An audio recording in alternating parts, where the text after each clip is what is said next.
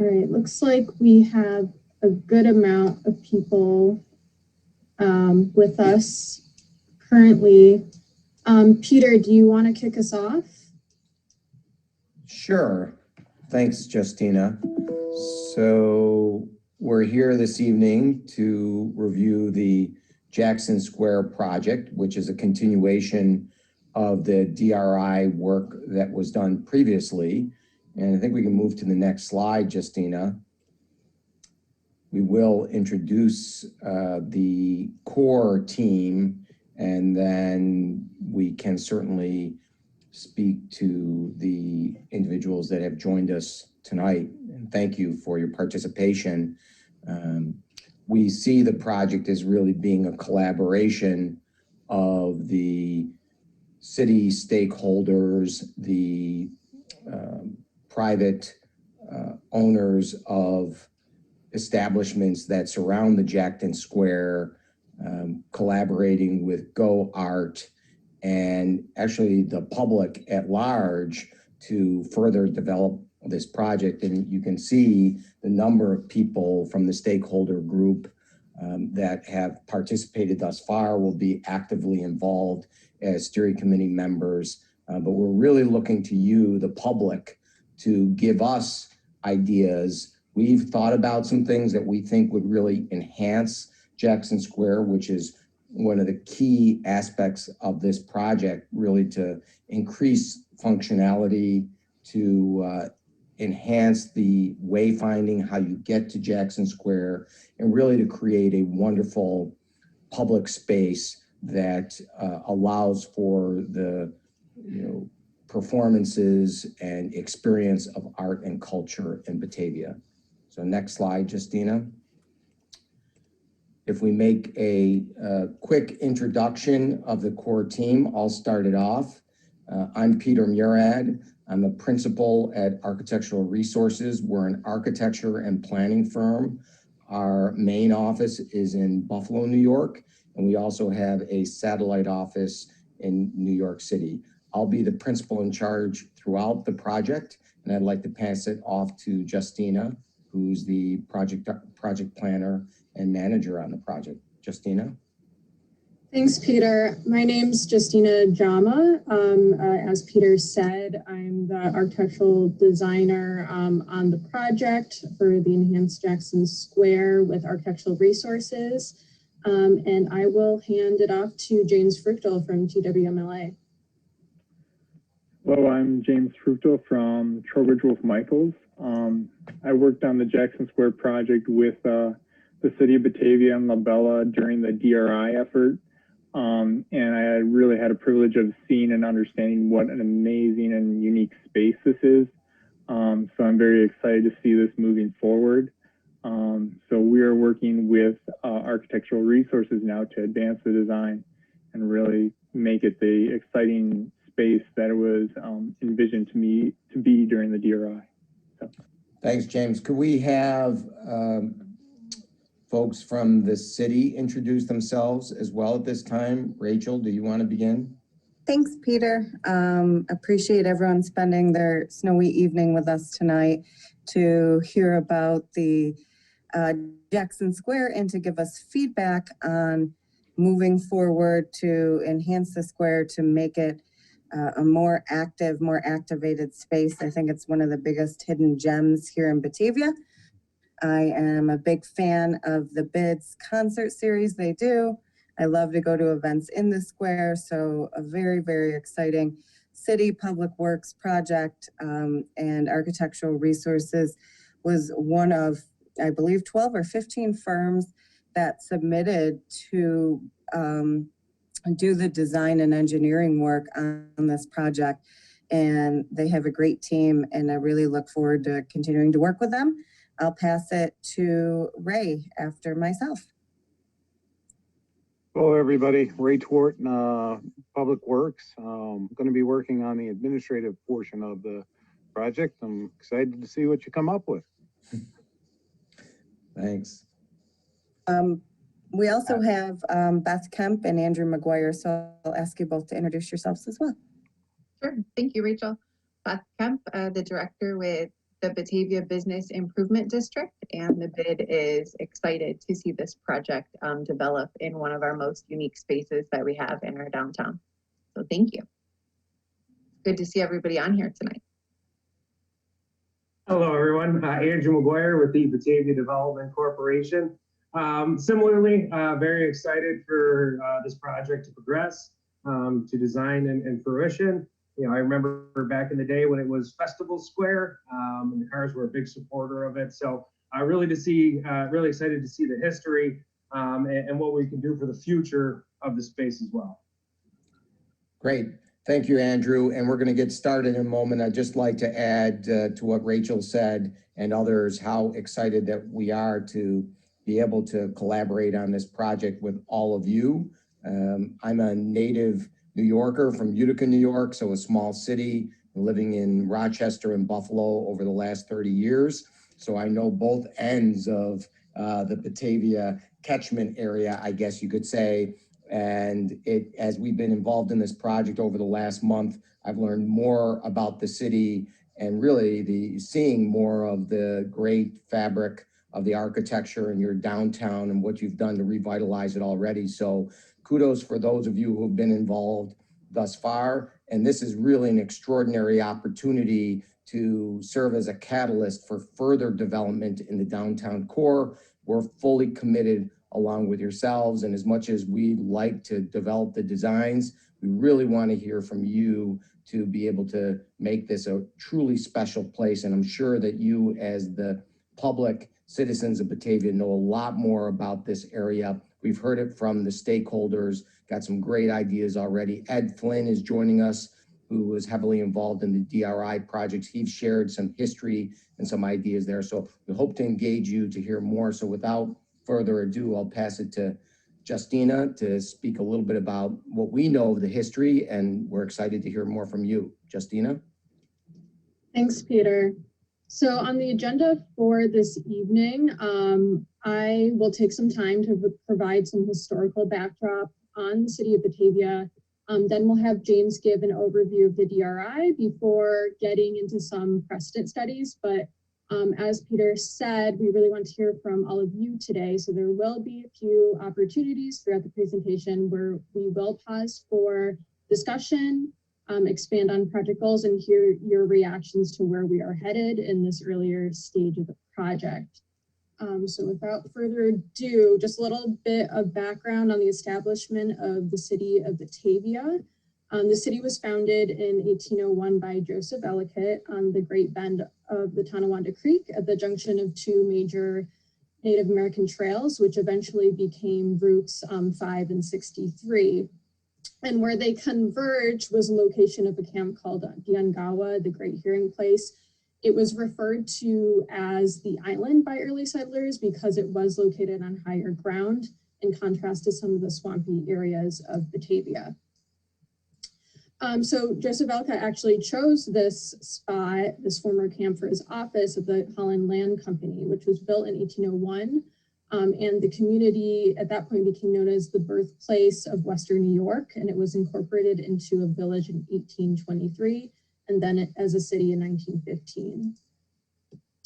So today, the city of Batavia is surrounded by the town of Batavia, which has a concentration of homes and new commercial development adjacent to city boundaries. However, the remainder of Genesee County is predominantly rural and one of the most productive agricultural areas in New York State. Batavia also has a very unique and advantageous location between Buffalo and Rochester, with access provided by 4 major state routes. Despite this, most Batavia residents, about 3/4 of them, choose to live and work actually within the city of Batavia. So just touching on the heritage and character of the city a little bit, the city of Batavia has a really rich architectural heritage, especially along its main street, including the Gas Holder Building, Ellicott Hall, which was the original courthouse of Batavia, made of Onondaga limestone quarried in Leroy, Seymour Place, which is considered to be Batavia's oldest commercial structure and currently in use by Go Art for art exhibits, workshops, lectures, and social events. The Newberry Building, closing in on our project area, bounds Jackson Square at its rear and represents several periods in commercial architecture as an intact example of an Italianate two-part commercial block with early 20th century modifications. So these historic buildings play an important role in contributing to the character of the city. And now I'm going to hand it over to James to give an overview of the DRI. Thank you, Justina. So the momentum to develop Jackson Square has really grown out of the community effort to make Jackson Square a cultural hub and event venue in the heart of Batavia. It was really one of the key parts of the DRI itself. It really is hitting all the high points as far as the DRI strategic plan. It really kind of is working to bolster the community and create those cultural amenities downtown to really expand the amount of opportunities for cultural events. And will really attract more boomers and millennials to the downtown area by creating that vibrant center. So when looking at the larger context of downtown Batavia, it's really located right in the heart, right in the center of Batavia. It's in close walking distance to a large portion of the population. The boundary of the DRI kind of matched the boundary of the Batavia Opportunity Area.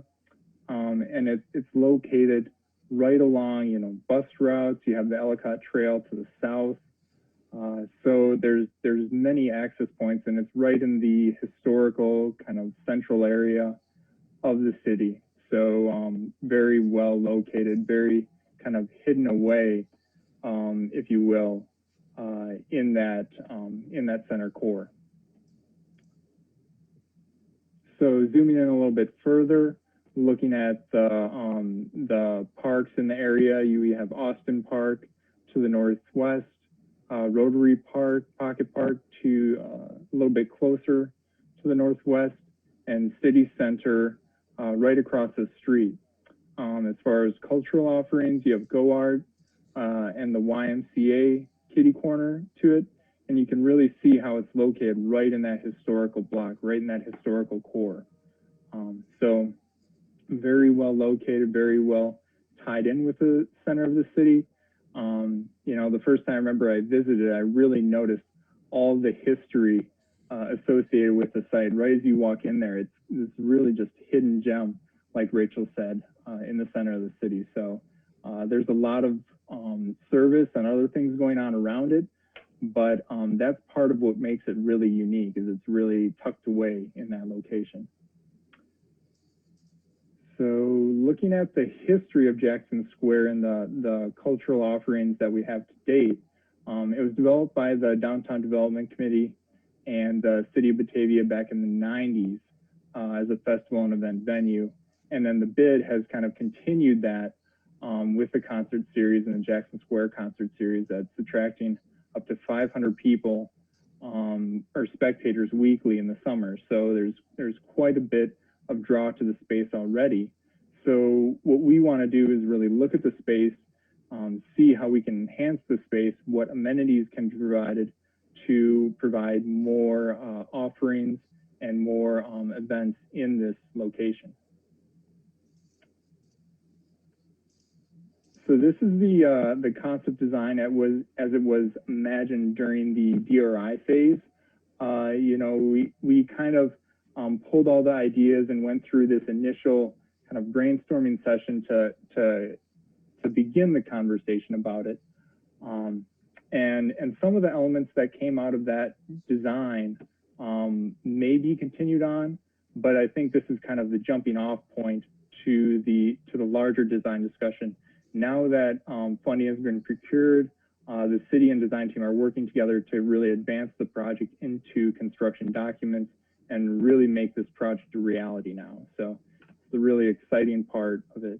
Some of the elements that are in here, such as the wood plank scored concrete, brick banding, some flexible furnishings in here, and the stage, which can serve as, gathering area during the day, kind of this stage at night So there's a lot of elements in here that were imagined, but I think once we really dive into the design, we'll see what it can be and what will fit within the project budget as well. Thanks, James. I'd just like to interject before Justina talks about the goals more specifically, and this may be in that part, but as James said, we're in this phase now where we're actually going to implement some of the ideas, as he said, that came out of the DRI with some additional design thinking. So that's why it's so important to hear your ideas. And about $650,000 has been committed to this project. So it's in place, and that's about the scale of work that we can do. So some of you that are familiar with construction and how far those dollars can be stretched, that's about what we can do. And as a design team and in working with the city, what we've talked about is you can see how we've looked at the project thus far is understanding the broader area of downtown and the region, is that we are looking at a kind of mini master plan so that we understand how things might be developed as they grow beyond the specific project area, in the event that this catalyst that we're developing now will lead to more funding, and we'll know how it is that we can utilize that to create an even better project in the future. So Justina? Thanks, Peter. So next we're going to go over our current project goals as discussed with the city that we hope to expand on and become more specific about with your input. So the first is to increase the functionality of the square for current and future uses. We would also like to enhance signage and wayfinding to draw people into the space.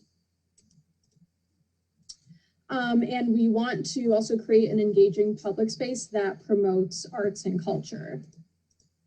So this is the current project area showing the nationally registered historic sites and local historic designated buildings immediately adjacent, including the Newberry building, which is partially occupied by Eli Fish Brewing, the Marshall News building, where we have Val Jewelers, and the Old Daily News building, as well as Batavia Times on the corner.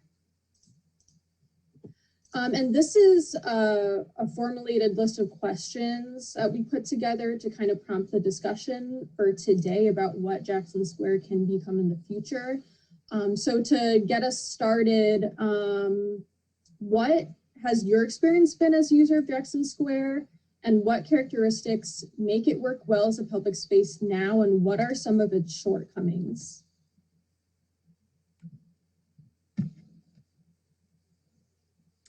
So this is where we open it up to you, everybody who's on the call. If someone would like to get started, it would be great, but it's really open to each and every one of you to kind of respond to these questions. We'd like to hear from you.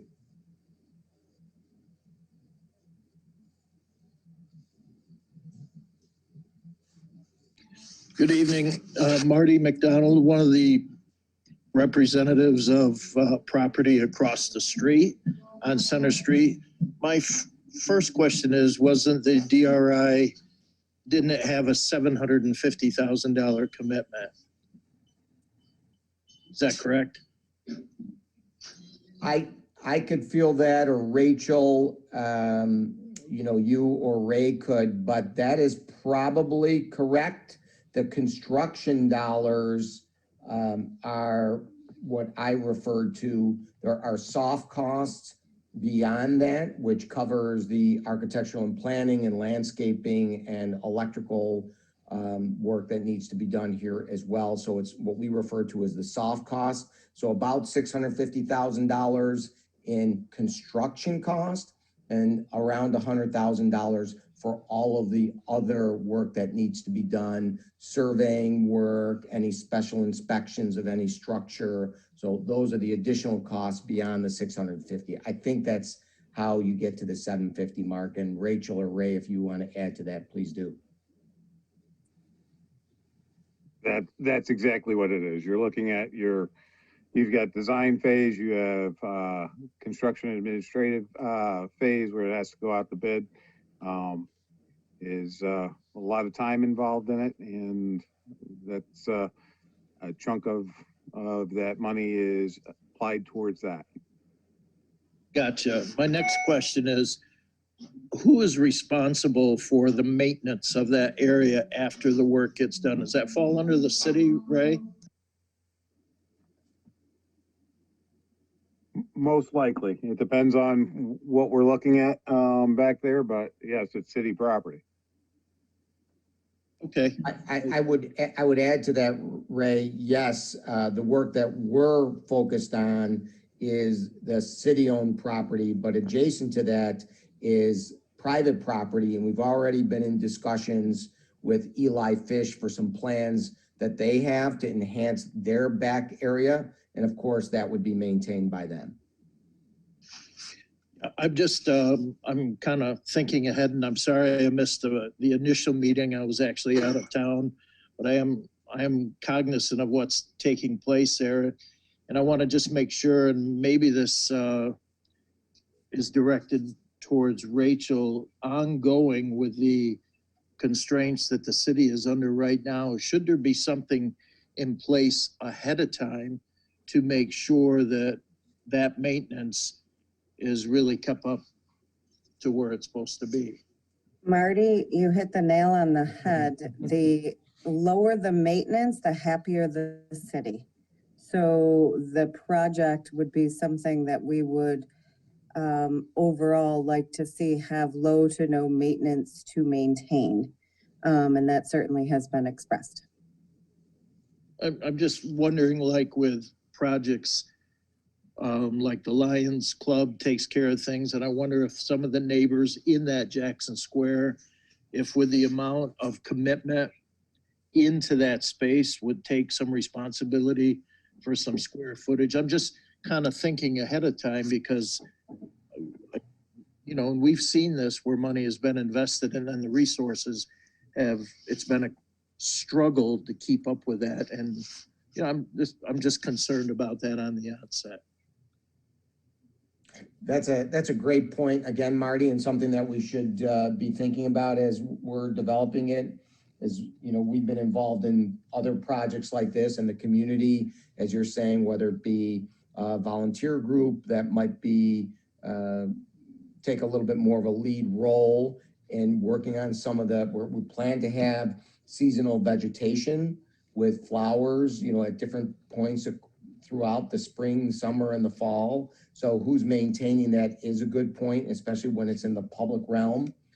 So very good thought and something that we can be considering as we're moving forward. As Rachel said, the kind of treatment that we're using hopefully will require limited maintenance. Everything requires a little bit of maintenance, but we'll try to use materials and, you know, quality of construction that will try to minimize that as best as possible.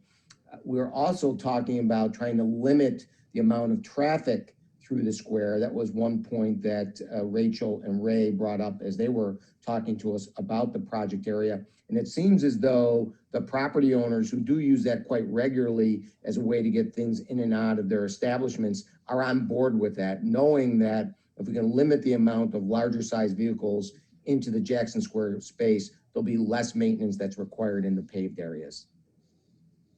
That was my next question, and maybe it's to Ray again.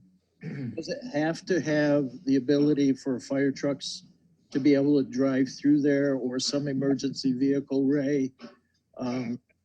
Absolutely. There are Yes. utilities back there also. So, you know, those have to be able to be serviced. I think you do want fire apparatus back there, God forbid. So it's going to be an area where I think you'd be looking to try to discourage any other large vehicles other than what are truly necessary to be back there for a period of time. And how do you accomplish that, Ray? That's what Peter and his crew's here for. Right. So we're Marty, we're looking at the required width dimensions to be able to pass through. We're not going to change the area of the alley. The alley is the alley, you know, in terms of its width, but we'll look to accommodate emergency vehicles to the degree that we can. Certainly you want to have an ambulance be able to get into that space as you have a large number of people, and the size of fire apparatus to get in there as possible as well. So what we will be doing is looking at the location of the stage. What we're looking at right now is the stage is actually going to be in a very similar location as it is currently. The size of that hasn't been determined, and as we're looking at circulation, that'll start to inform the size of the stage. One last question, and I promise I'll shut up.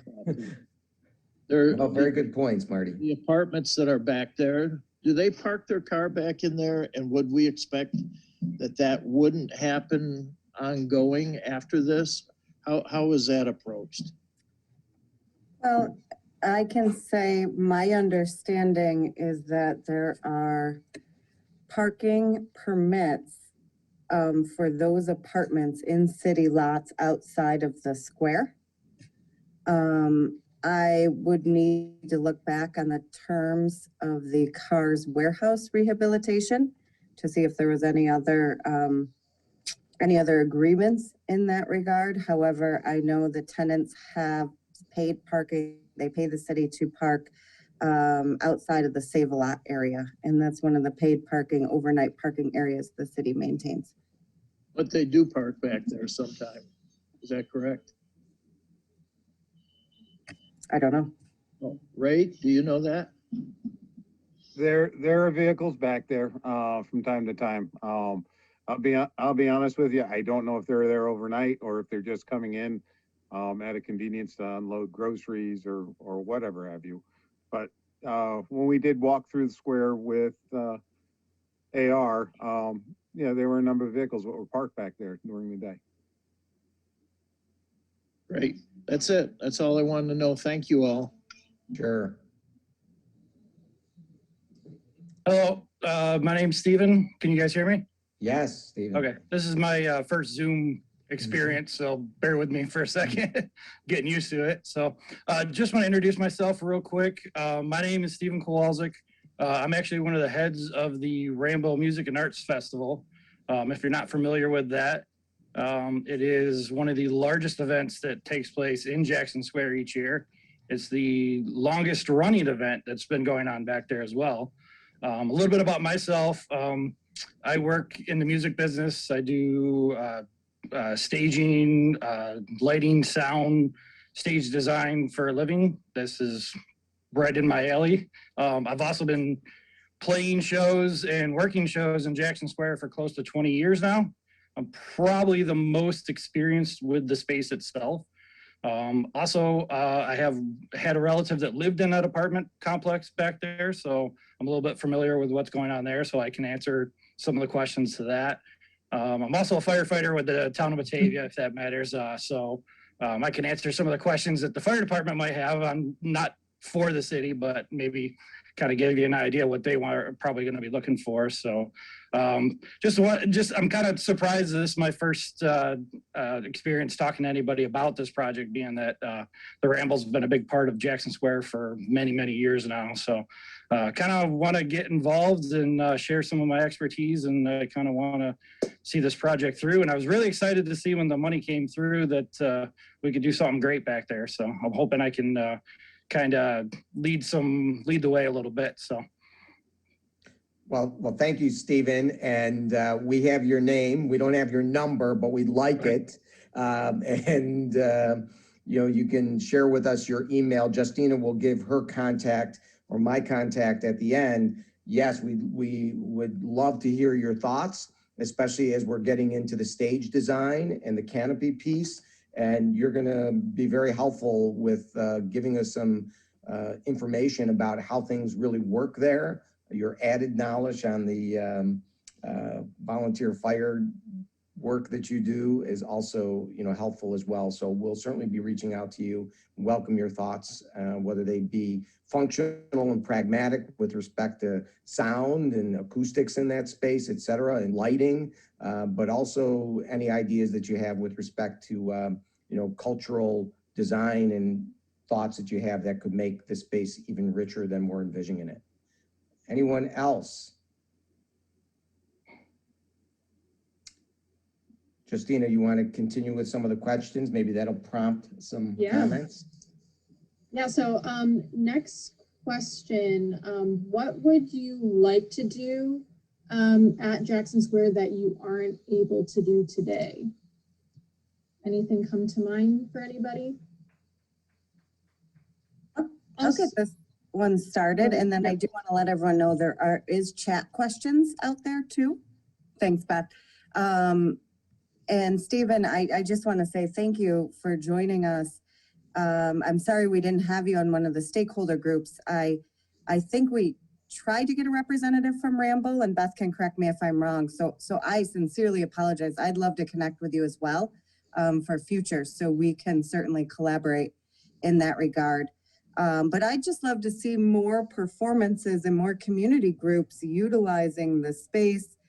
I think during COVID, we had some interesting opportunities for some of our dance studios to do socially distanced dance performances for families. And I thought that was so great. And also, I know we've had our yoga studio utilizing one of our parks. So I would love to see lunchtime yoga, other things happening back there that are more on a weekly or daily basis, other than, you know, of course, the Ramble is amazing. Of course, the concert series, great. We do have some of the businesses rent the square for Oktoberfest and other things, but I think there's a lot more utilization of that square that could be had. So I'll mute myself and go from there. Rachel, it's Andrew McGuire, and I agree with that. You know, there's a lot of festivals and activities and events that could be held there. In the past, there was children's carnivals, Trunk or Treat comes to mind. So I think it's underutilized to an extent, but there's a lot of opportunity for us to involve, you know, youth activities, all the way to adult activities. Agreed. That's very good input. In one of our stakeholder meetings, Donald had some good suggestions as well. Don, I don't know if you want to add to that at this moment. I don't have a lot to add. I think, you know, from the bids perspective, we just want to leverage the use of that, and you know, we're going to use it anyway, whether it gets updated or not. But the updating of it lets more people. If it's a nicer spot, more people are going to use it. Mm-hmm. That's really the long and short of it from our end of it. And Don, you're being very modest because you had a great idea where other communities you visited, and all of us have. An event like, or a venue like this would be the front door to certain buildings, not their back door.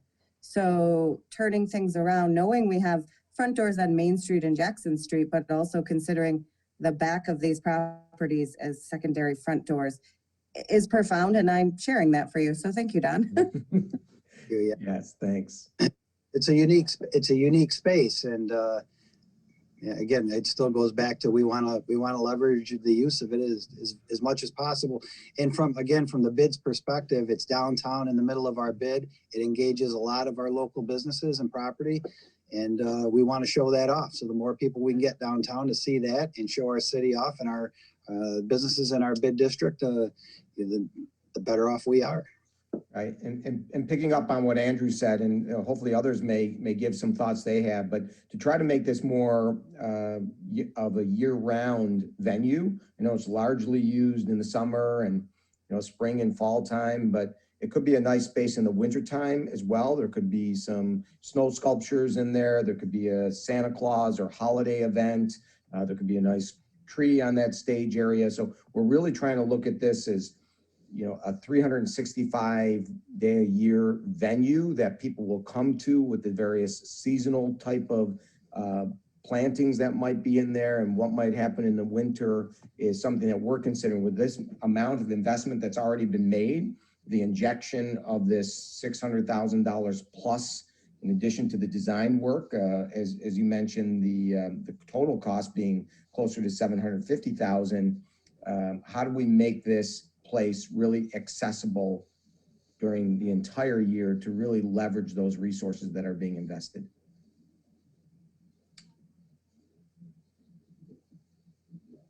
Justina, you want to continue? Oh. Sorry. Yeah. Please, yeah, go ahead. No, I was just Anybody going who to wants say, I to- think we should continue on with additional questions that you have. The next question is just speaking more to the design elements that we think should be incorporated into Jackson Square to make it function better, or different types of amenities you would like to see. For example, public art, planters, different types of seating or lighting. Anyone have any ideas about that? I can chime in on one thing that, I got a question first, I guess, before I get into that. The the drawings that I've seen so far, are they artist rendering or are they kind of what we're working off of at this point? Where are we at with that? I seen some photos of the space so far with a stage location, like a triangle stage off to the other side of it. Like, Yeah. where are we at with that first? And then I can chime in with some of the ideas I have there. Sure, I'll jump in, Stephen. What you saw is the preliminary rendering came out of the DRI that James talked about, that set up our ability to actually move forward in this next phase.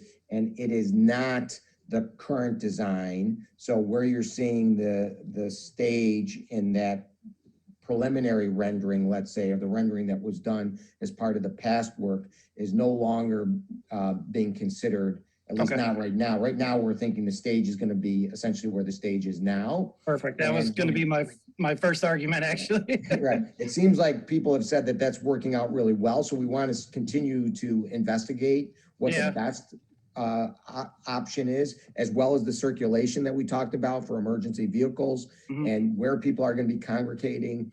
But the thought about what the nature of the design is going to be, the materiality and some of the forms, Justina has started some of the sketch work for what that might be, and hopefully everyone can stay with us a little bit beyond 7 o'clock. I know we said it was going to be an hour, but we'd like a little bit more time if that's possible, and show you our initial thinking of where things are now. So, okay.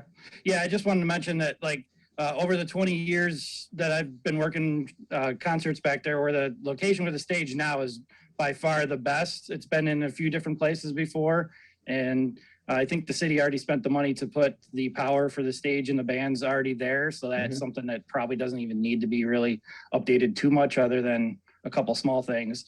But ideally, location-wise was the biggest concern of some of the people on my end that were asking when they saw the preliminary drawings. right. One of the other things I want to mention, handicap access to the stage. Over the years, we've had a couple, I think the one year, I've drawn a blank on her name. The lady from the Ghost Riders had a broken leg and we had to carry her on the stage so I'd like to see some sort of like a ramp to get to the stage. Also, I saw something about a 2-tier, being able to walk on the roof of the stage. Is that not something was an artist rendering too, or is that something that we're kind of looking into? I was a little concerned about that when I saw that. Yeah, we haven't envisioned being on the pavilion roof, I guess, at this point. So I'd be curious to see what that thought was. I didn't pick up on that. If it was something, James, maybe you want to offer something on that. But I can say that accessibility is key. And even in our initial sketches, if you will be able to be with us a little later on in the presentation, you'll see some of the initial thinking. But of course, we want to have this be accessible to ambulatory and non-ambulatory people alike. James? Yeah, so no, we didn't offer anything as far as access to the top of the stage, but the location the stage was shown in the previous rendering was, I guess, a temporary location when the DRI was going on, is why it was placed there. But yeah, as we've heard from various people, where it's located right now, as Peter said, it seems to be ideal. And, you know, as you pointed out, you know, the electrical is right behind it. That was located there. So it really does seem like the ideal location for many reasons. But not quite sure where renderings were that people actually had access to the top of the structure. But yeah, that's not something we're really exploring at this point. And, Okay. Yeah. Hi, my name's Leslie, and just wanted to comment on the previous question about other places or other means of using the space. And I think just kind of going back to what Rachel had said earlier about having multiple uses, but also having facilities where you can just hang out and relax back there without it being an event or some sort of organized event or activity. But that way it becomes this addition to the public parks that we already have. So having some sort of seating, tables, you know, gathering spaces that, you know, have some, I guess, some permanence, but a little bit of flexibility too. Yeah, thank you for that, Leslie. Great point, and something that we have been considering. As I said earlier, with the seasonal vegetation that would be in bloom that people could come to at various times, as you say, whether there's a performance happening there or not.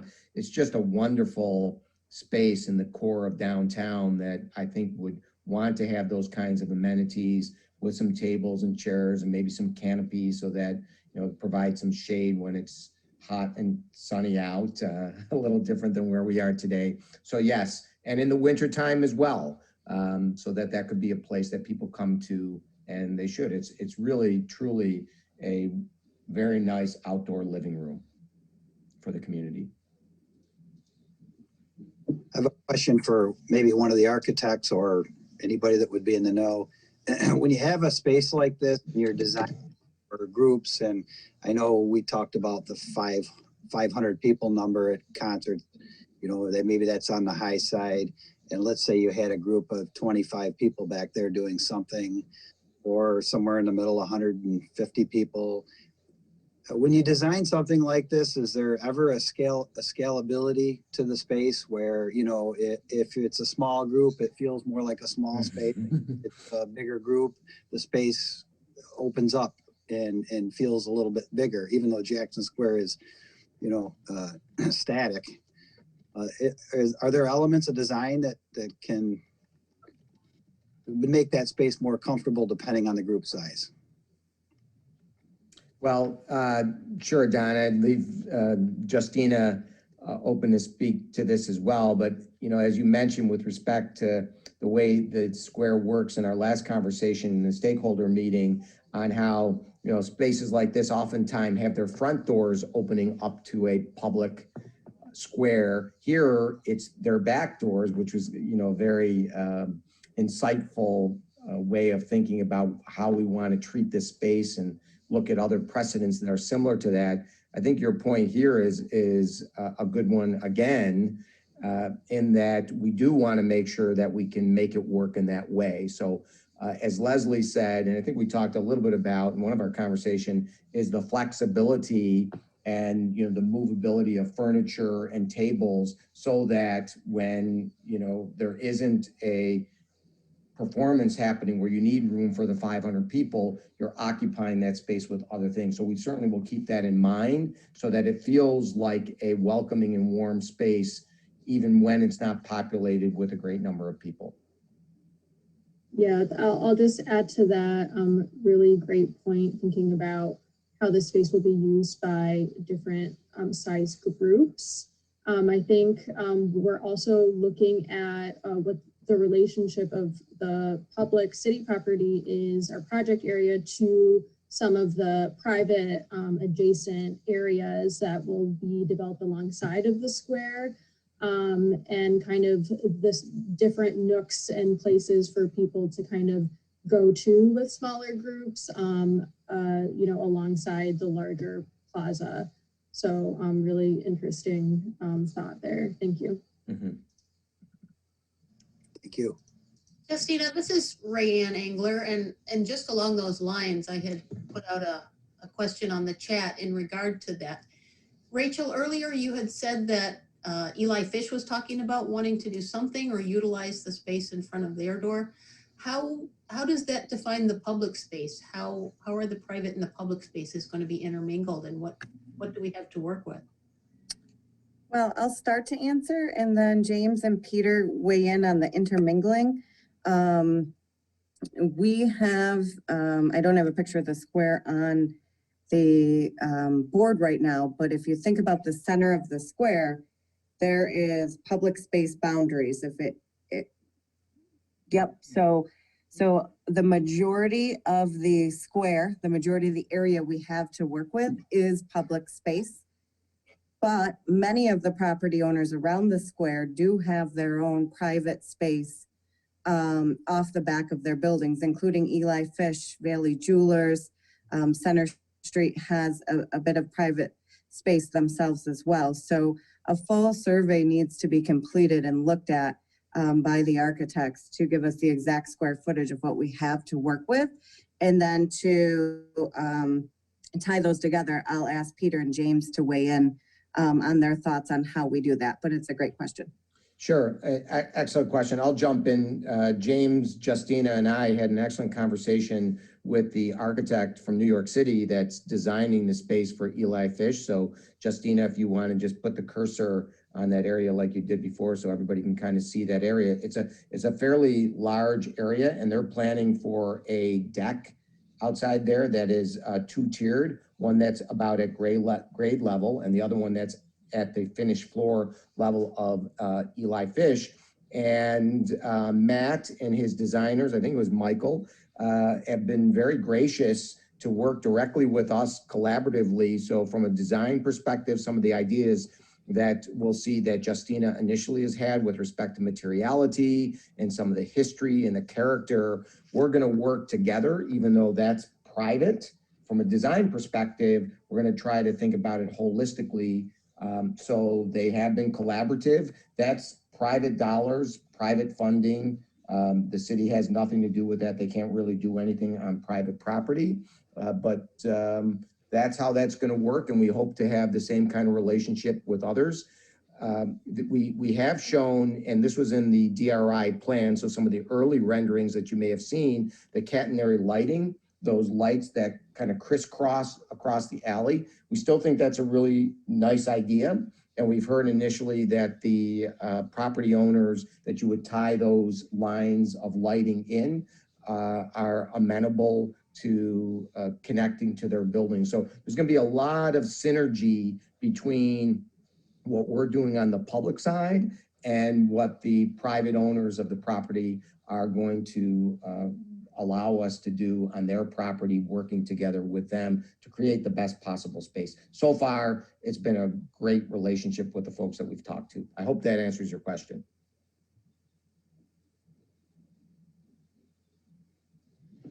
Does anybody else? Right, sorry, go ahead, Peter. No, please. Oh, I was just going to say, does anybody else want to respond to the last question, or if you see any questions up on the slide that you want to respond to, please feel free, or any other questions you have of your own. I'm going to just add something very quickly, and then Justina, I'd like you to get through some of the precedent, and hopefully we're not going to go too far beyond the 7 o'clock hour, but we do have some really great initial ideas and some photographs of other places around New York and the region and nationally and internationally that I think will spark maybe some thinking to add to what you may like to see or that you really like in other places. And we encourage you, if there are places you've been to that you really like what you've seen there, please send us a note, take a picture, send it our way. And we'd like to see what we can do to incorporate some of those ideas. But before I move on, what layers or which parts of history, and as you saw in Justina's initial ideas about the space or history of the space, we're looking at trying to touch on all of the history of Batavia, going from the Native American period throughout the more current periods of history over the past several hundred years. So where we can bring that in to enrich the quality of space, we see school children coming to this space, we see it being educational in some ways. So that's kind of what we're thinking about. And if you have any thoughts on that, please let us know. So maybe you can put that in the chat so that we can move along, and Justina, we can get to the next section of the presentation. Sure, and there will be other opportunities throughout the presentation for discussion. So if anything comes to mind, there will be another chance to discuss. So now we'd like to take you through some of our precedent study and give a brief overview about the origins of space and two types of urban voids that compose the spatial makeup of Jackson Square as a public square, which would be pocket parks and alleyways. So public squares, they're open spaces surrounded by buildings and other structures, and they play a really important role in the context of mass and void compositions of a city. Historically, they've been used for various leisure and outdoor activities. And the first public squares formed 6,000 years ago at the crossroads of trade routes, the earliest known example being the Greek Agora, which was an open place in the city center where political, social, and economic activities took place. During the Roman Empire, the Forum served as a similar open space at the heart of the city, whereas in Islamic countries, they formed around mosques. So across all these examples, the main functioning of the square is gathering and social interaction as a display of local identity. Today, urban squares serve as a stabilizing force, especially in contemporary crowded cities.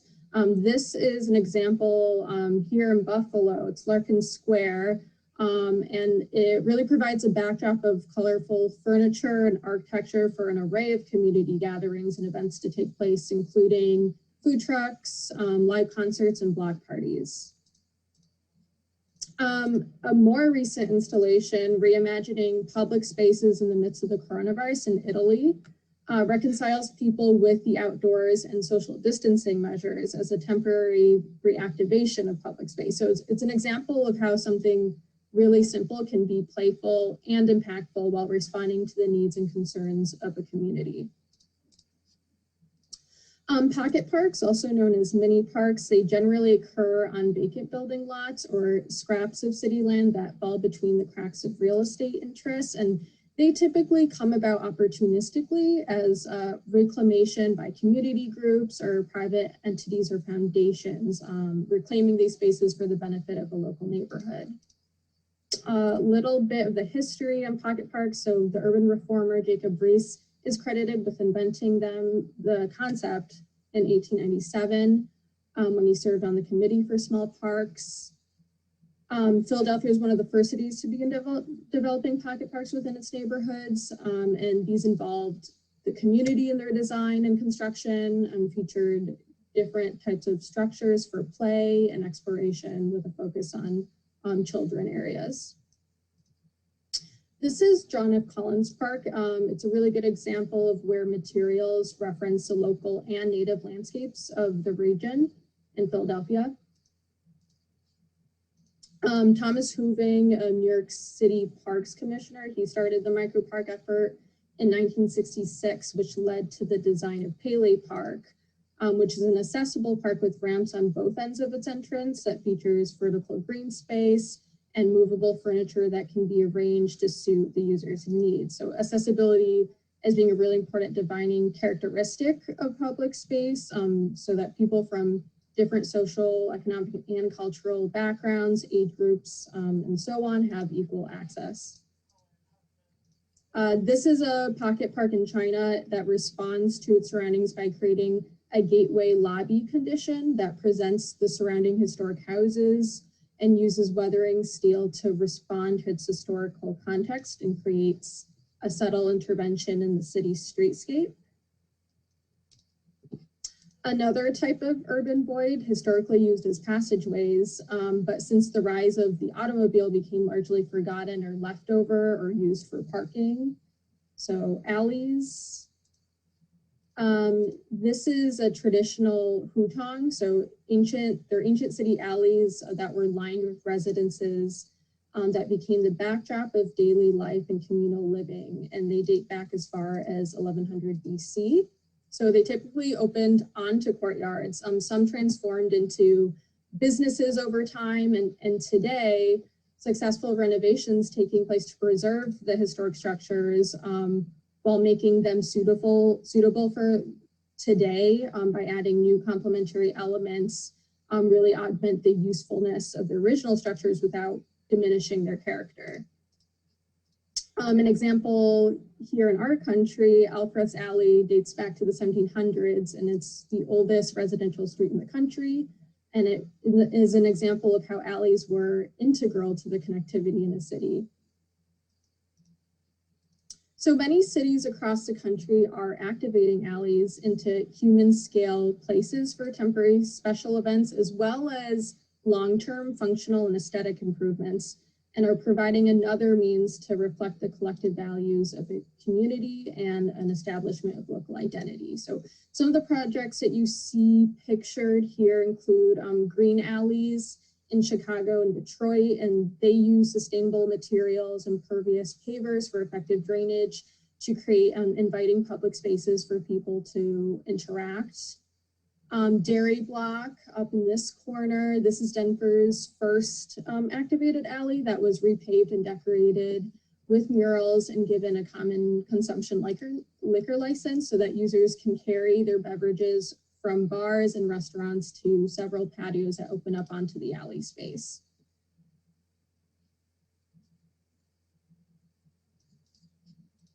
This is 5 Points at the convergence of 5 different alleys in Cincinnati that uses mostly found materials from around the neighborhood and marked gateway signage murals at each alley entranceway. And it really serves as a permanent living and entertaining room for the community that celebrates the neighborhood's diversity. And they also built movable kiosks and movable stage for the neighborhood musicians and local food vendors. Linden Street, it's a one-way street in the geographic heart of downtown Geneva, New York, that transforms into an energized public environment for people to enjoy a variety of businesses and the historic character of the street. We see a similar condition taking place now in New York City Open Streets Plan, which is an initiative that shuts down streets to turn them into park-like environments. So these are both precedents of not needing the vehicular access at all times, and the spaces can serve both purposes. Ithaca Commons is actually a project by TWMLA and Sasaki. It's another historical alleyway that has been converted to pedestrian and performance space, and it's considered Ithaca's commercial and cultural core and one of the few remaining pedestrian malls in the country, and uses 4-season plantings to define the corridor and reflect the ecologies of the Finger Lakes region.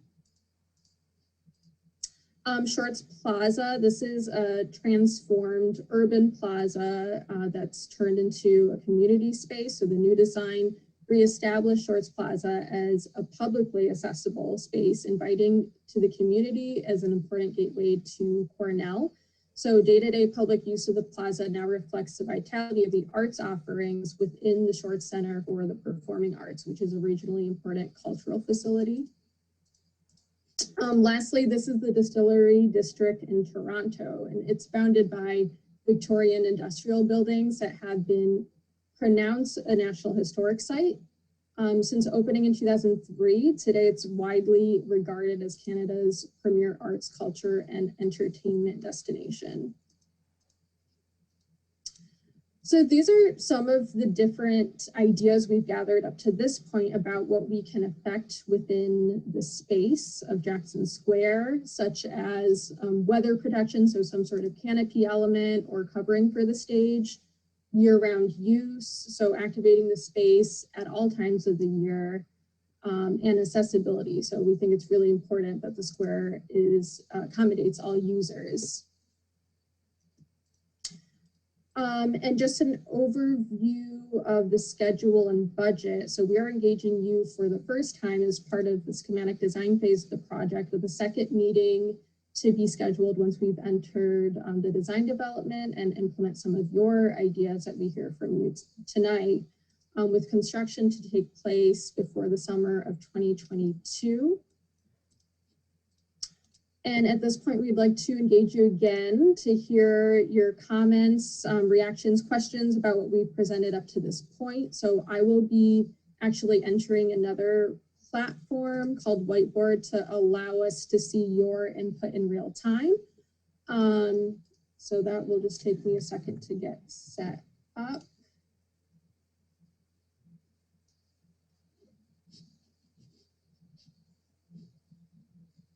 As Justine is doing that, any initial thoughts from anyone about any of the precedents that we showed? Materiality, lighting, open to really any thoughts that you have with respect to the spaces or any other spaces that you've seen that you think we should be taking a look at? I'll chime in if nobody else wants Sure. to.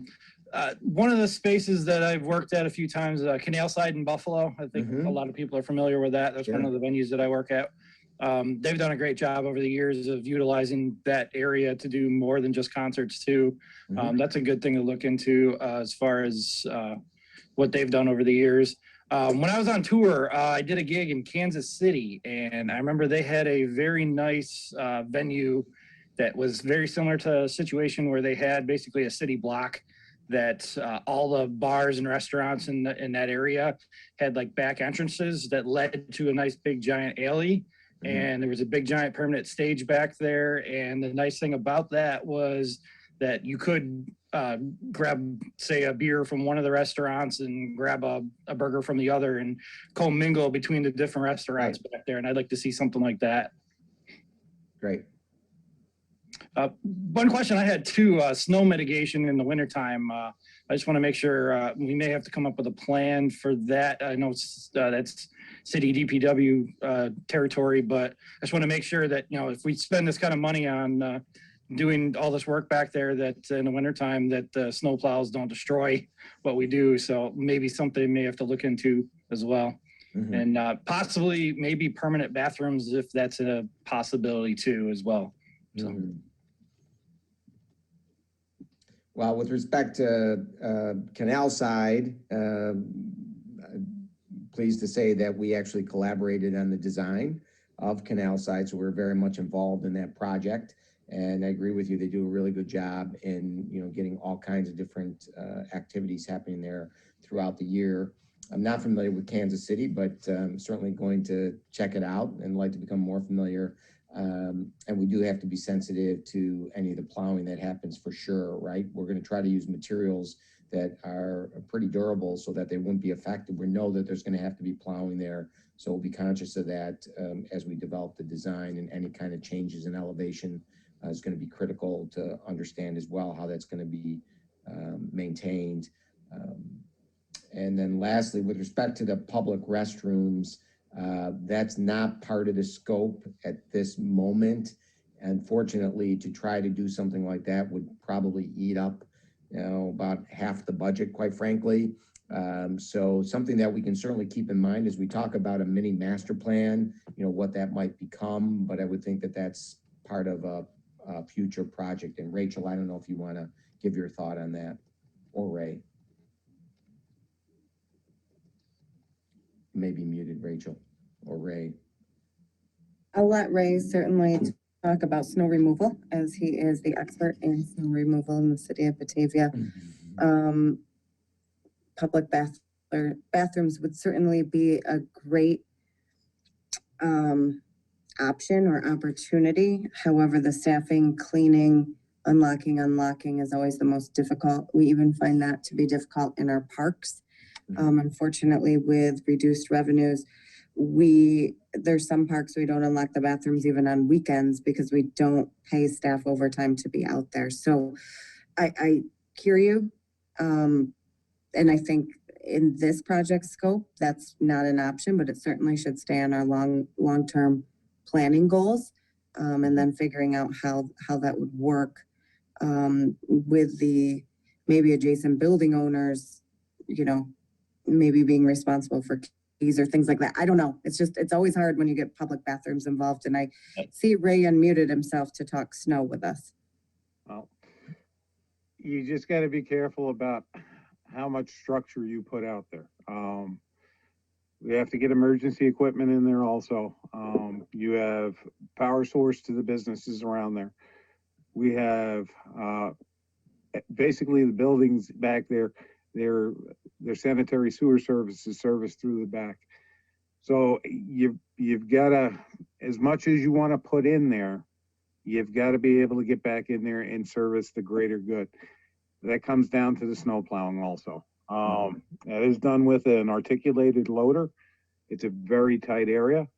We don't have a lot of room to maneuver. It's essentially a couple swipes in and out. Well, we'll Kind of certainly.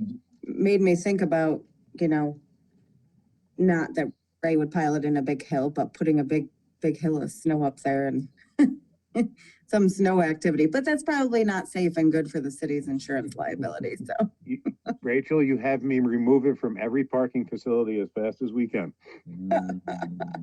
We did see the beginnings of an igloo going up back one of the alleys when we were visiting the site. So that was fun to see. So we'll certainly keep that in mind, as we move forward. And Justina, if at this point you want to get started with some of the engagement and getting some initial ideas as you have displayed here for the various components of the site. Can I mention Yeah. before we Sure. do that? One of the pictures shown earlier was some of that like perforated concrete stone for the ground where earth can grow up between it. I think that's good for drainage. I don't know how good that is for things like seating and walking, in the wrong type of shoes, but that seems to be a neat idea, I thought, for drainage purposes, for one. I don't even know what the situation is back there right now with the paving and how drainage works.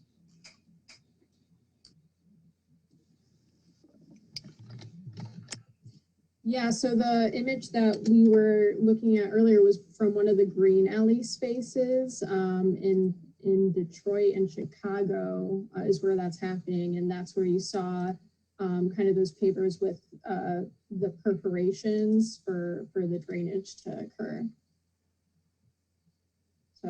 So I'm able to zoom in on any of these images if anyone wants to speak to something specific within them, and I'll be posting little notes as you guys provide your input so that you can see it populate in real time. Yes, Justina, and I can speak to the pervious pavement materials too, because we've worked on several projects where, we've used either porous asphalt or pervious bricks. I mean, there's even bricks that have slots in them to allow for drainage.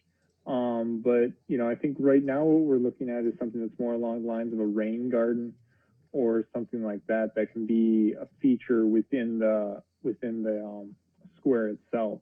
But we're definitely considering the environment and, capturing some of that rain runoff because there is so much impervious area back there. I don't believe we're required to do any of that according to permitting because the space is less than an acre. When you go over that, you're required to actually incorporate those in your project. But I think as far as the best practice, we're trying to examine it and see what's possible. I'll just please. Sorry, I was going to check. One of the issues that the bands have when we have anytime there's like a major storm during the event, we had like a ramble one year where it stormed the entire morning. We do have some water issues with the stage and possibly, people getting hurt if they're near the power or expensive gear getting ruined. So water and rain is definitely a big concern as far as stage design. I'd like to see some sort of like gutter or something different that we can do to kind of protect that. So that's one of the big things I wanted to speak on when we talk about stage design. Mm-hmm.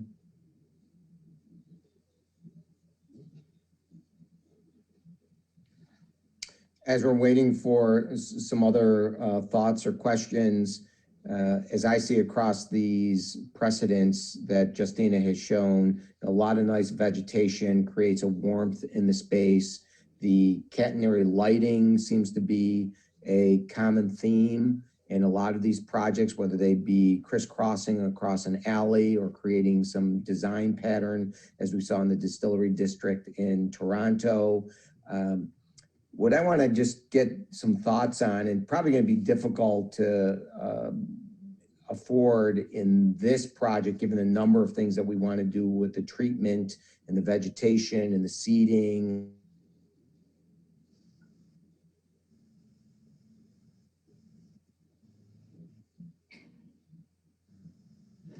Looks like we may have lost Peter for a moment.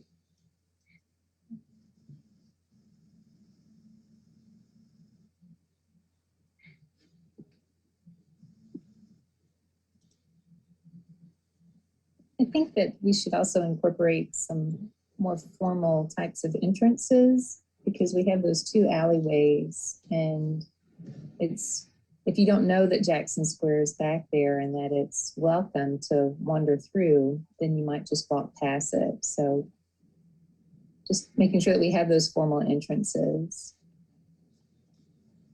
That's a great point.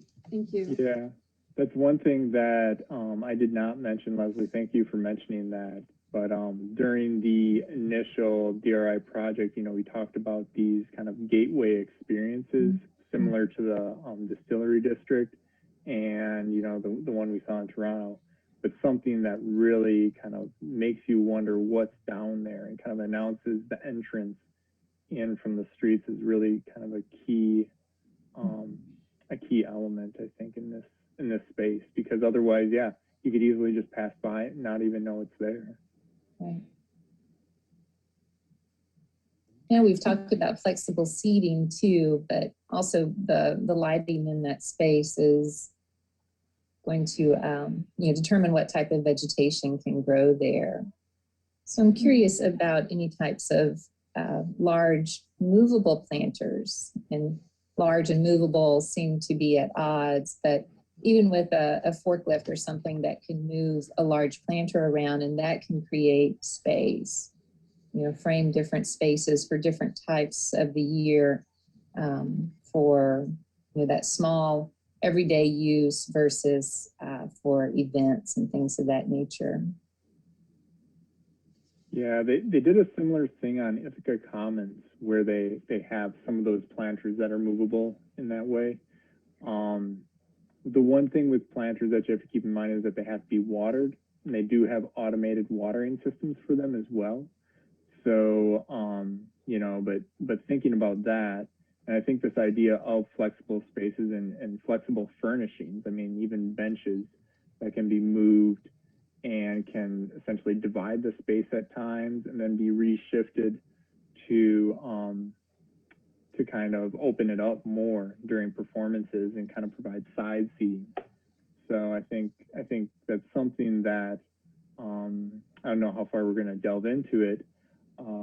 Justina may be able to speak to it a little bit, but we've already started to have conversations and thoughts actually about flexible seating and all these sorts of things. So you know, it's there. I think it's one of the key elements in the project.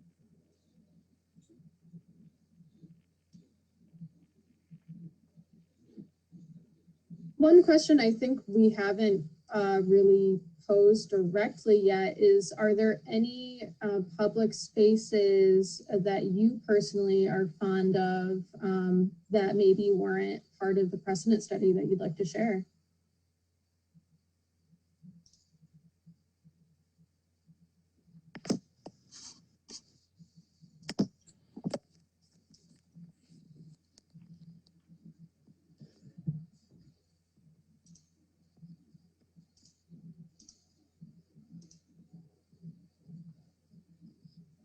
Anyone else want to weigh in or comment on some of the precedent imagery? Oh, cool. Yeah. Or have questions about anything else that was discussed thus far? I'll chime in on one thing here too. Is it the Toronto something market there? I can't, Christmas market, is that? Yeah, so this is the distillery district in Toronto, and it looks like this image is particularly from their holiday time Christmas market. So this is the time when they activate the space with their seasonal market, but it's used for other purposes as well. So what I really like about that is the signage. I'm sorry, Leslie, I think mentioned before, signage has always been a huge problem for the space. I'm amazed when I talk to people in town about, events that happen there, and they always ask me, where's Jackson Square? It's so many people don't know where it is that have lived there their whole lives, and it's kind of disheartening a little bit. But I'd like to see something, maybe even on Main Street, some sort of signage that could point people in that direction, especially if you're from out of town, or even for people in town, obviously, that don't know. But yeah, I really like that, the distillery district signage above there, maybe something like that. We can look into maybe some LED signage at the entrance points. That would be great. It looks amazing to me. I love it. I think that is when we toured the square with Justina, with Peter and James, the first thing we noticed is archway sign or something to that nature, calling it out a little bit more. And then the Main Street sign would be a wayfinding sign. And I know that the bid had, I believe it was the bid, had also put in another potential project to the DRI for grant monies for wayfinding signs throughout our downtown. Because it is difficult if you haven't been there before, you haven't navigated to that area of our city, you wouldn't realize it was there. You're absolutely right. And I'll bring up the catenary lighting. Beth told me, I believe, or maybe it was Jeff Gillard, I can't remember, that there used to be lighting in the square years ago between the buildings on the inside of the square, like the main square portion of it. And I think that is, when it's done right, just really, really neat and attractive. And I think that's one thing that possibly could be done here to enhance the square's visibility and ambiance. Go ahead. I just had one quick question about a note about the lighting. I also noticed there was a lot of catenary light in all those examples, or most of those examples. And, obviously that's for effect and visibility, but did they ever do anything, and this would be on me on the architectural side, would they ever do anything with daytime lighting? In other words, how do you, maybe not have as much sun, or is it just all sun? Do they affect the lighting during the day, I guess is my question, or is it ever an issue? Well, one interesting thing is with the stage canopy, it provides a really great opportunity for daytime shelter, because as the space is, it's pretty open, and I mean, you can just have summer sun coming down and make it very uncomfortable during those hot days in the summer. So I think the canopy on the stage really provides an opportunity for some of that shading. In Ithaca, again, at the Commons, they've frosted some of the glass, so there's treatments you can actually do on glass or the material that's used for the shade. I think it's the concert structure, but it can cast interesting shadows on the ground too. Yeah, right there. So I think thinking about that stage area as both a daytime kind of lounge space or open space, as well as a stage, is really important, because that's going to really provide a lot of amenity in that back area. That's more of a public amenity that's not necessarily associated with the private establishments. Very cool. Any chance we can get like a big disco ball and a laser Jackson Square that goes around the patio? That'd be cool. We'll have to talk to the electrical engineer about that one. So I got, Our annual events, yeah. I gotta hang up. I gotta go. Thank you for having me. Thank you so much. Have a good evening. Can I speak on something to touch on that he mentioned?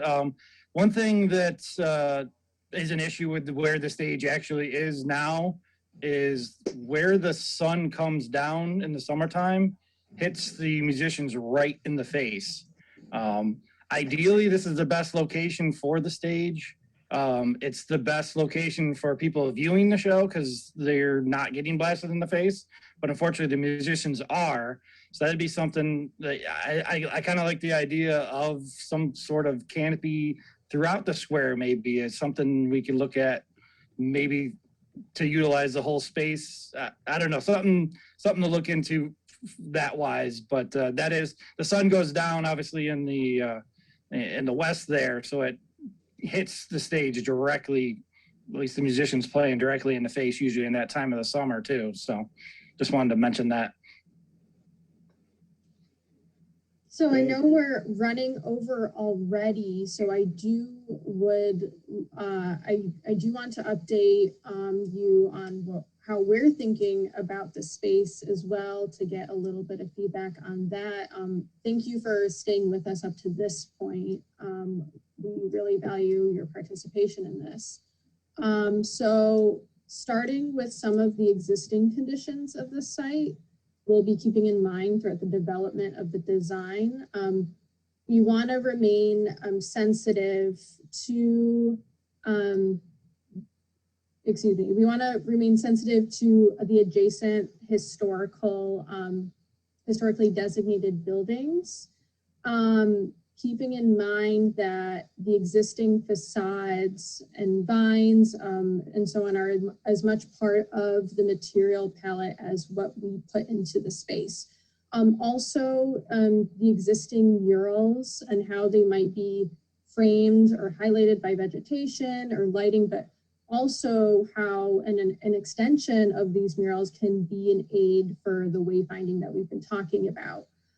Also understanding the different types of circulation that takes place in the square and connecting alleyways by the tenants and property owners and deliveries especially, as well as ensuring ample clearance for emergency vehicles. So where the current stage location now, we do have a 20-foot clearance between it and this building. However, we do, as we mentioned earlier, want to limit the vehicular access as much as possible.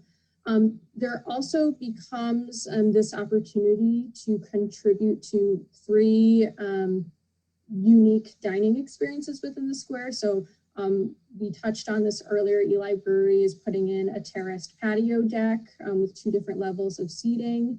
We have the City Center Smokehouse roof deck, and we're thinking about potential patio area at the back of Bourbon Burger where our project area terminates down Jackson Alley.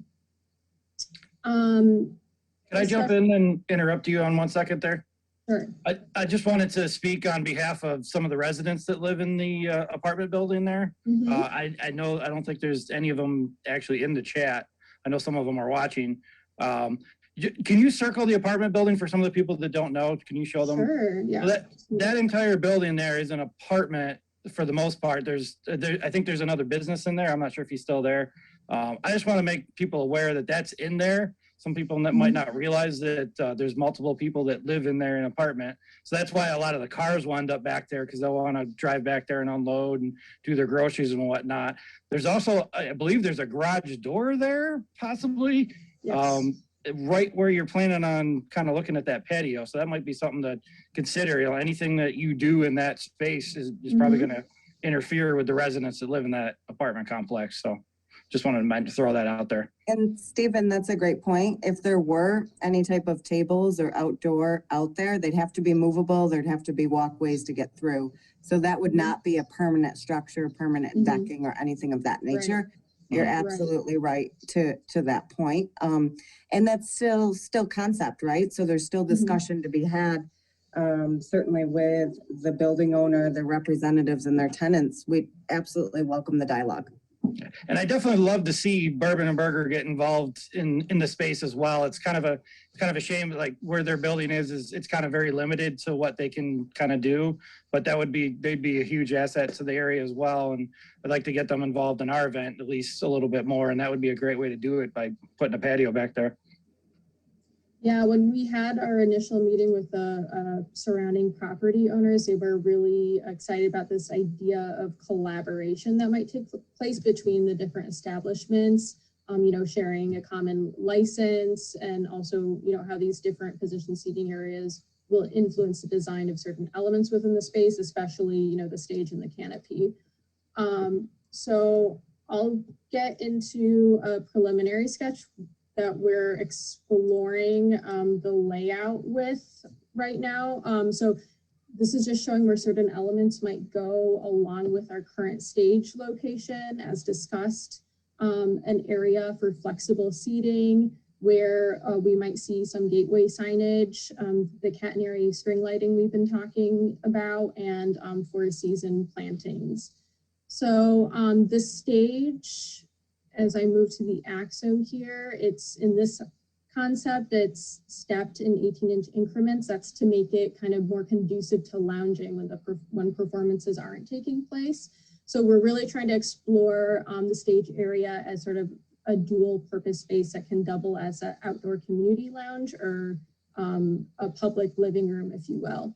So, and this is one idea of a canopy that not only tilts up towards the center city's roof deck for increased visibility to the activity taking place on the stage, but also James touched on a little bit earlier, collecting rainwater that empties into a contained four-season rain garden.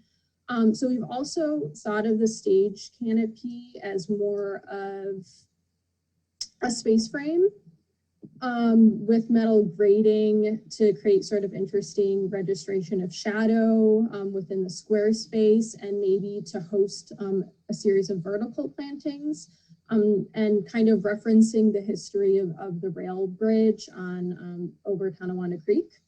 Aside from plantings to activate the space at different times of the year, we've also thought about an idea similar to rain chains you might be familiar with, that might be integrated into the structure of the stage canopy to help direct rainwater to the contained garden areas, but also to form interesting sculptural pieces within the space when they freeze over in cold weather.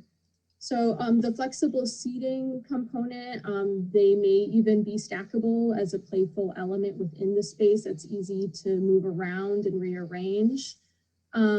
And a couple different ideas for the gateway conditions would be, activating these walls at the end of the alleys with public art to draw users into the space. Also, another idea would be integrating the signage directly into the pavement itself. So this is kind of an area where trucks will be pulling in. They do use this as a driveway right now for delivery trucks, and thinking of the other entrance from Jackson Street as more of a pedestrian only entryway with a kind of a folded metal gateway that would draw people into the space, and maybe even cantilevers slightly out over the sidewalk to kind of be less hidden as an alleyway. Speaking more to the layers of history and materiality that we might want to embed into the space, this is an image of the Onondaga Formation, which is the reason for the abundance of limestone in the area, and actually the material that Joseph Ellicott chose to build the Holland Land Company. So we might think about using limestone, at least in some capacity, as part of the hardscape. This image, this is a historic rail bridge that brings the tracks across the Tonawanda Creek near the mill dam pictured below, as a reference for these sort of metal gateway pieces, or even the canopy for the earlier idea. Also, the newer bridge on Ellicott Trail uses kind of a warmer wood material. So thinking about that for you know, the public lounge / stage area and the more human scale elements like the seating or anything that a user would make direct contact with.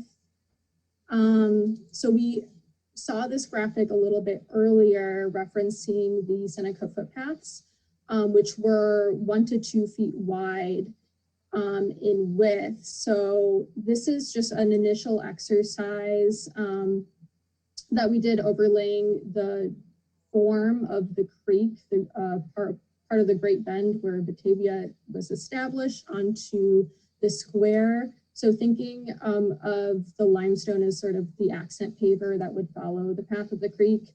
And it would serve as sort of an educational piece in reference to the Great Hearing Place that we spoke to in this earlier graphic.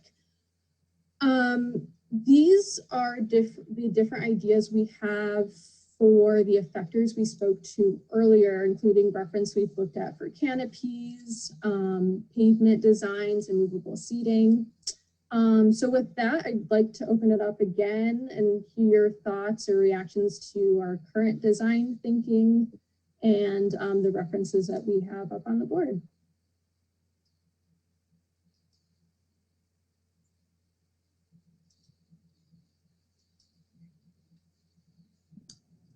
You showed, Go ahead. all right, just a quick, you showed a couple of examples of the canopies over the stage.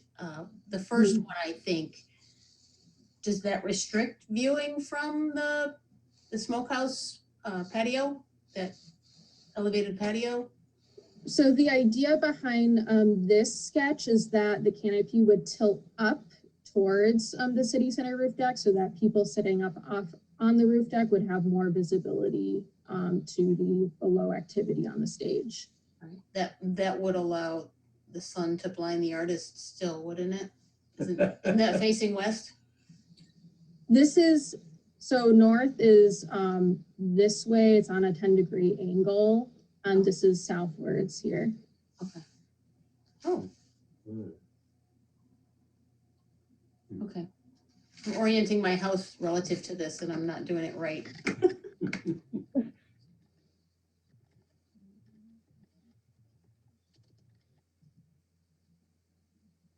Good questions, and I apologize. I was, for some reason, I don't know if anybody else experienced, I was booted out of the Zoom meeting there temporarily, so I'm back. I don't know what happened, but glad to be back in the meeting now. And that is what we are considering with this tilted option. We would figure out the angles, but as we know, people are seated up high in that, that restaurant area up there, and would want to make sure that those sight lines were such that we'd be able to see unobstructed to the stage. West is in this direction. Maybe Justina, you can point to it. So that idea of maybe the canopy helping to block some of those western rays would be something we would be thinking of as we further develop that canopy.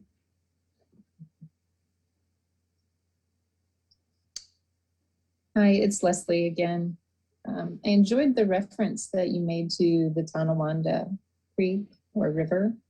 I think that we've kind of turned our back towards that resource, and to bring reference to it within the built environment is a very good idea, as well as the reference to the limestone and the history that it has in building the city. You know, so those small little touches really do reinforce Batavia's culture.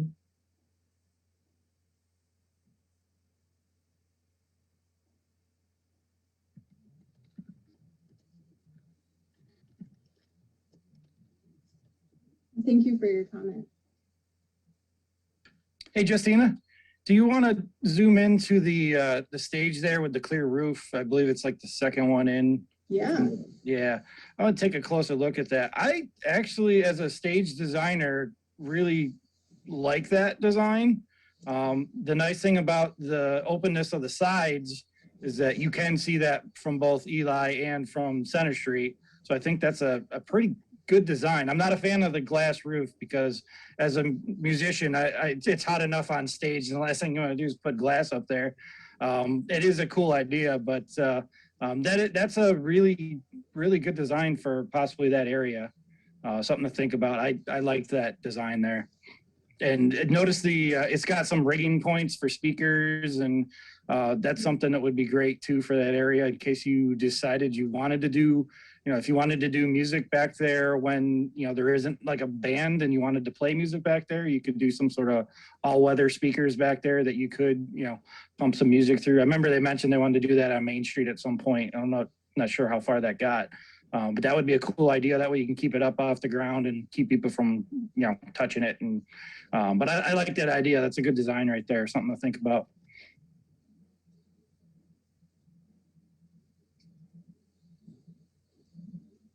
Great.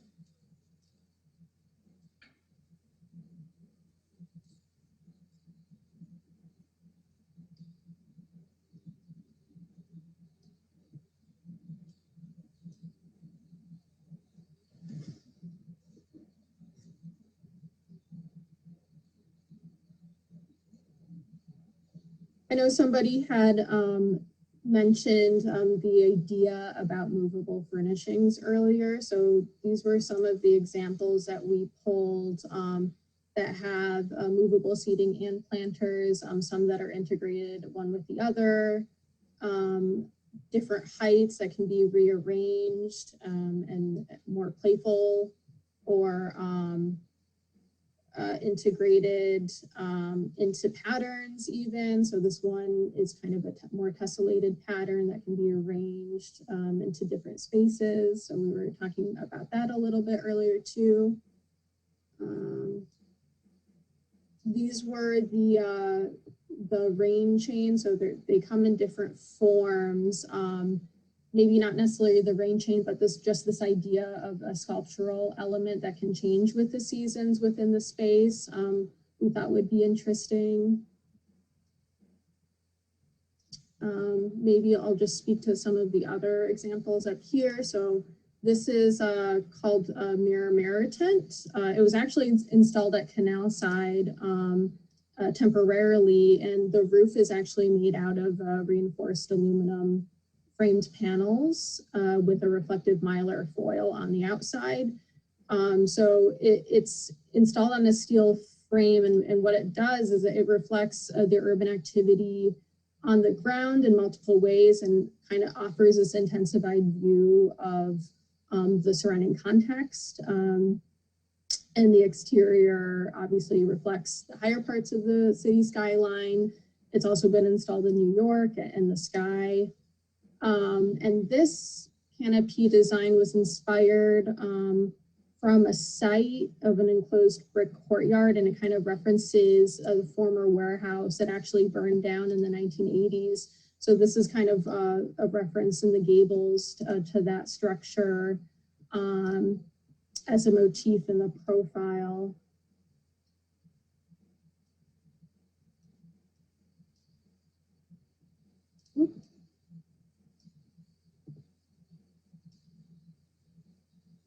Does anybody have anything else to add about anything up on the board right now, or anything that we talked about even earlier? Justina, can we go back to the chat and just go through those real quick? So the people that, that did offer comments, we can try to address anything they have, or at least put it out there. Thank you. I'll go through them. What the size of the stage? Beth, do you happen to know that offhand? Because I do not. When we were on site, we paced it out. It was about 18 by 24 feet. Sounds right. That sounds right. Yeah. And then the following question, does it support a 5 to 6 piece band? Yes, definitely. It currently does. Yeah, even more. We've had 12, 15 piece bands on there during the ramble. So that's an adequate size for most bands that are going to be in the space. Mm-hmm. Leslie asked constraints of the site. I think we went through a lot of them. The access for people who live back there, the utilities that run through there that still need to be thought of, access for utility vehicles and fire trucks, making sure it's movable furniture, which you discussed. Any other thoughts, Leslie, on constraints? think one other thing that was mentioned was service access too, that we really didn't discuss. But, you know, I think there were, Rachel, you mentioned there were discussions and through the stakeholders, we've talked with some of the businesses that they would be open to the idea of trucking some of the material or some of the service items in and not allowing, you know, full vehicle access of these large trucks every day. That's James, that's a great point. I think the restaurant owners were very open to potentially having delivery trucks possibly come in on Center Street, but then use hand carts to get into the back door, which is an option, and it certainly would help out in terms of traffic and that into the square. Yeah, so great point, great thought. I am curious at the moment, since we're talking about infrastructure and, you know, how is the trash from the businesses handled? Is it placed in Jackson Square currently, or how is that handled? I see Beth shaking her head, so I'm like, Rach, are you gonna take that or I me? can answer, but I'm gonna let you talk because you haven't spoken tonight. So we actually have, I'm gonna say it wrong, but a small retaining wall that's across the street from Center Street Smokehouse that houses the garbage bins for the surrounding property owners in the square. So they actually transport their garbage over to those bins currently. Did I say that okay, Rach? That is exactly what it is. Yeah. Great, thank you. Mm-hmm. I think, Justina, the comment about public art being more indigenous, Yes. which is interesting because, you know, Justina, I don't know if you knew a lot about Batavia before starting this project, but the fact that you latched on to our Native American heritage and the Joseph Ellicott land office and the trails that came through, I just think that's very neat, very appropriate, and I think other people like to be reminded of that as well. So that was a nice comment.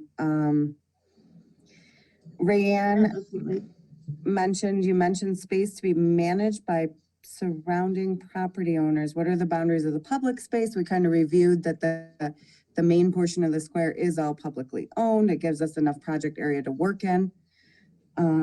We walked through the area in various days. What times should the space operate? What does that mean to everyday resident? Yep, that's a great question. I think we're here to discuss that and certainly ask that residents that have any feedback get in touch with us other ways and email, social media, give the office a call. Reaching out to Larry Barnes, our historian, Leslie, thank you for that. We'd always like to involve Larry in different projects, so great idea. And Don Brown got off because his battery was going fast on his phone.